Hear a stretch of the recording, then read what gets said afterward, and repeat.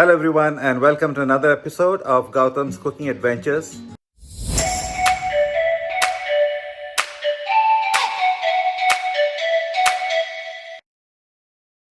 Today we are going to be making something called sambar, which is basically a lentil-based dish.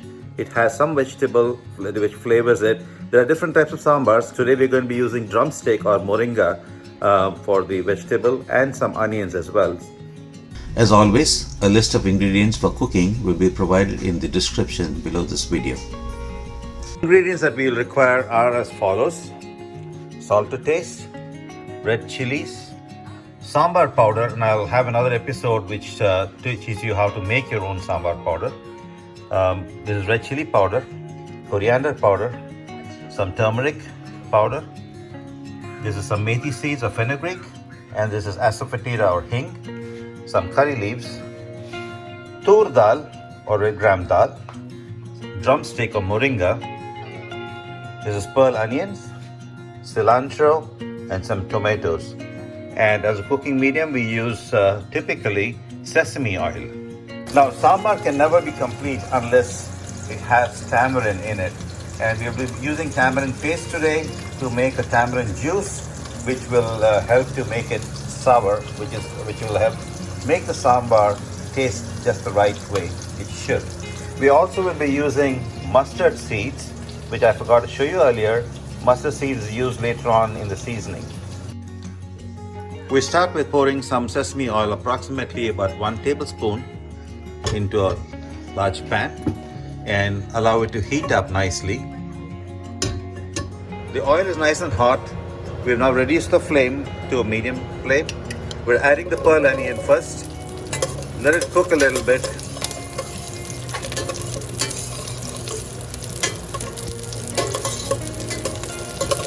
The onions will brown slightly. They will lose a little bit of the color, get more translucent. We need it to cook so that it gives out its flavor, but at the same time loses its raw taste. The onions have turned slightly brown. They're cooked well. Now it's time to add the tomatoes. Now, sambar does not have too much of tomato in it. It's just a flavoring. So today we're using about half a tomato that's been cut into small bits. We're going to keep cooking this. We've changed the setting on the stove to between medium and high. We're going to allow the tomato to cook and break down, it to become mushy. And at that point of time, we'll add the drumstick. We're covering the dish in order to allow it to cook faster. It's been cooking for about 3 minutes now. We're going to check on it. You see that the tomato has started giving out some of its juices. The color in the oil is changing to orange. It will break down further and we'll allow it to keep cooking with a closed lid for a couple more minutes. Before we actually start cooking the sambar, what we need to do is cook the Toor Dal, and it has to be cooked into a nice soft steak. Mash it as well so that it becomes kind of a puree. This is the cooked dal. As you can see, it's nicely cooked and soft. The mixture is nicely cooked now. The tomato has nicely softened. We're now going to add the drumstick into this. Now we are using frozen drumstick, which we have kept in warm water to help thaw it. But the drumstick usually will cook faster than it does when it's frozen. But because it's frozen, it's going to take a little longer.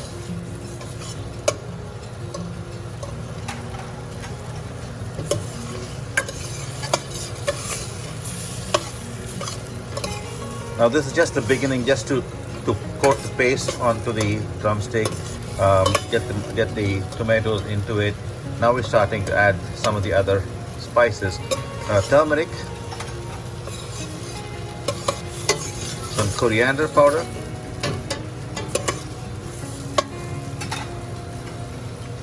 chili powder,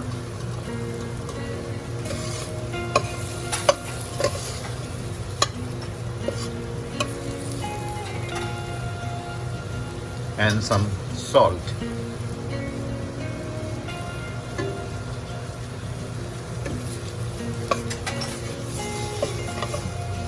Mix this thoroughly.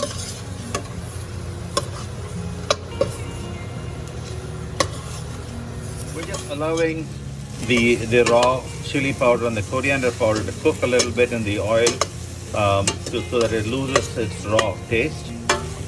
And now we'll add some water to it.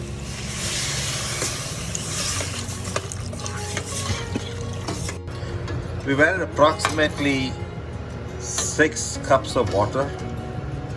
We will let this now come to a boil before we continue to the next step.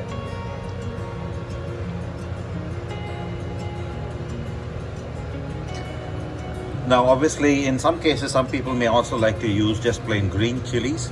So you have a choice, you can put green chilies and that way you can reduce the amount of red chili powder if you want.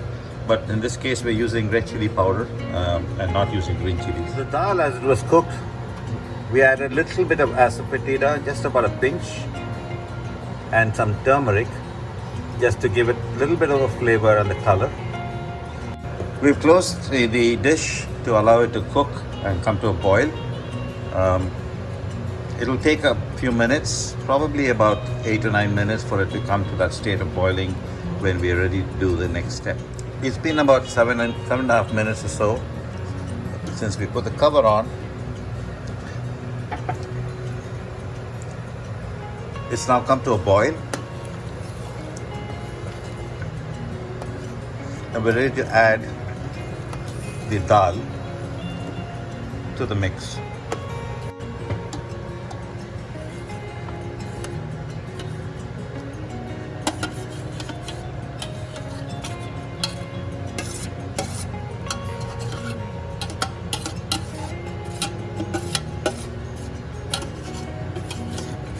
Once the dal has been added and it's mixed thoroughly into the mixture, we will then check to see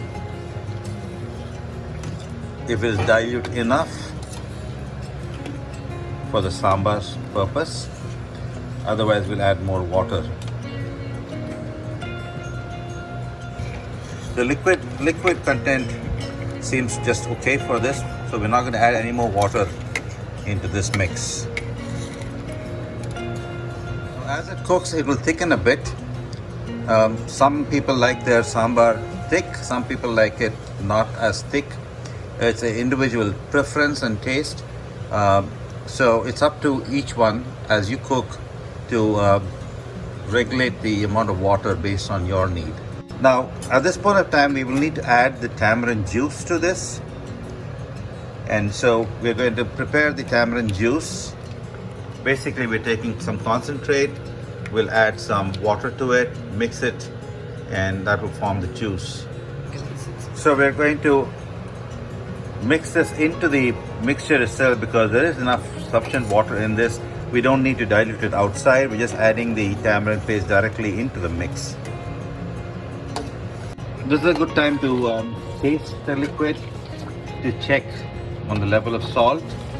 Ensure that it's got a little bit of sourness from the tamarind as well. Those are the two things that you want to check for.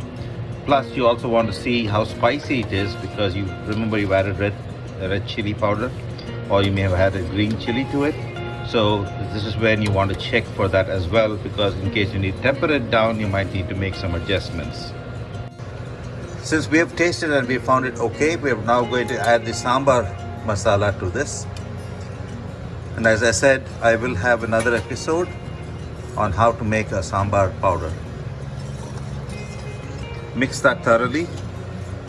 The sambar powder is a mixture of various ingredients and spices that helps to bring out the flavors,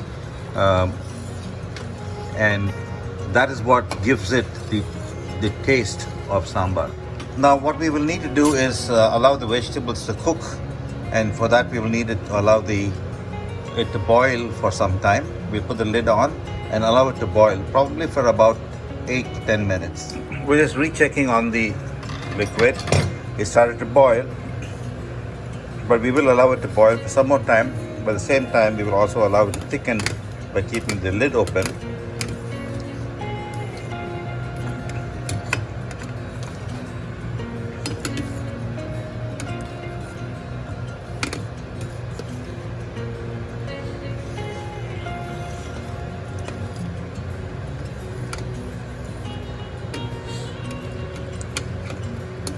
The aroma of the sambar is starting to come out now.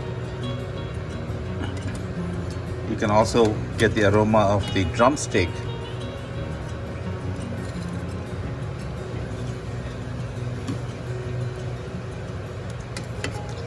We'll allow this to cook on an open stove for some more time till we reach the right level of consistency or thickness that we want. Of course, in this meantime, the vegetables will also cook to the level that we want it to. So then the sambar will be ready for the final seasoning and the garnishing. Now we have used drumstick today, but you could use any kind of vegetable you feel like. The most common ones are bhindi or okra. There's eggplant, and you have different types of eggplants, and all of them can be used. You can have radish, you can have carrots. Some people have also used aloo, which is potato. That was not one of my favorites. So you can get creative, beans. So anything you feel like that you want to add to it. Oftentimes people also use bottle gourd. I, for one, prefer to use one vegetable at a time because each vegetable gives a flavor and it makes it unique. Combination of vegetables sometimes can cause each of them to cancel out the taste of the other, and so in my case I prefer cooking sambar with different vegetables, one vegetable at a time. We will stir it occasionally just to ensure that the bottom does not catch. Remember, we have a lot of components in there, things like the coriander powder, which can settle to the bottom, chili powder that can settle to the bottom, and they can catch very easily. So you want to make sure that these are not happening, and so you want to stir it occasionally. Notice that the drumstick has started to change color. It's become a lighter green than it was when we first started. That's basically an indication that it's cooking and it's starting to get down to the point where it's fully cooked. We're going to check on the drumstick to see if it's cooked. Just a quick press down. It can still cook a little more. Usually if it's well cooked, when you press down, it will start to split at the end. Now, even though we've kept the stove at high consistently, you'll notice that the bubbles have reduced, and that's basically because the liquid is starting to thicken, and so you see less bubbles at the surface. This is also a time when the dal starts to settle at the bottom and can easily catch. So it's imperative that you are constantly stirring it, at least occasionally, just to ensure that it does not. Again, always remember the golden rule of cooking. Always start with less salt, less of the red chili, and you can keep adding as you go. You can keep tasting and checking as you keep going through the cooking process. It's easier to add than it is to take away.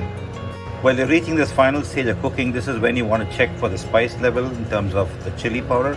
If you want a little more, you can add at this point in time, so you can cook for a little bit. Salt can still be kept on the lower side. We can always add salt in the finished product, and that will be fine. It's the chili that will need to cook before you take it off the stove. So this is when you want to do that check as well.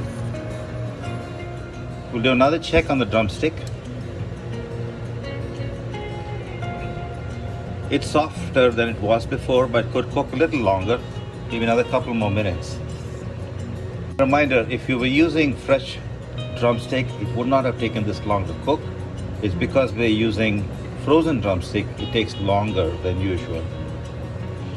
We're going to do another check on the drumstick. Really what we're waiting is for the drumstick to cook at this point of time. See, it's split easily. This is when it's perfectly cooked. We're done at this point of time as far as the cooking of the vegetables are concerned in the sambar. Sambar has also reached the level of thickness that we wanted. You notice that the liquid has dropped down by at least 1/3 from where it was initially when we started. We have taken the sambar dish off of the stove for now, and we're now starting the seasoning. So in a seasoning pan, we're adding about the tablespoon of sesame oil. We'll wait for it to heat up.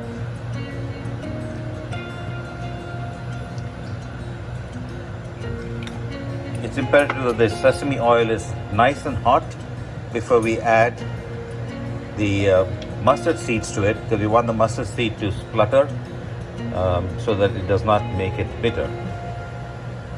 We are cooking the sambar at night and we're going to consume it tomorrow in the morning. It's a secret, but sambar always tastes better the next day. So that would be ideal that we cook it in the night and we're going to have it in the morning. The oil is nice and hot. We're going to add the mustard seeds into it now. Give it about 20 seconds. It will splutter. You can hear it spluttering already. We reduce the stove down to medium and we've added a little bit of methi or fenugreek seeds, the red chili that's been split into half,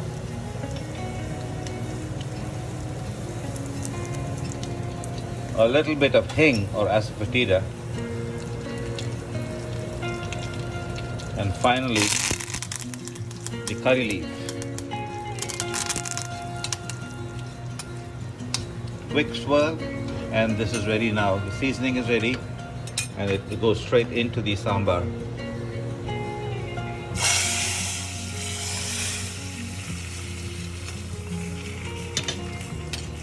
Give it a nice swirl, let it all blend in well.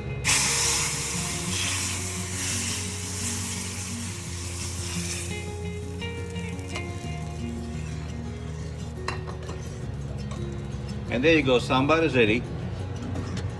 All we do now is garnish it with just a little bit of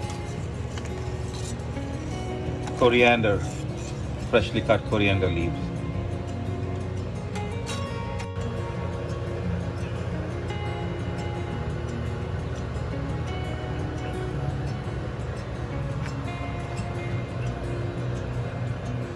And that's it, folks. That's sambar. Thank you for watching. Happy cooking. Please don't forget to subscribe to our channel, click the like button, and do press the bell icon so that you can be notified of all our future episodes. Thank you so much for watching. Goodbye.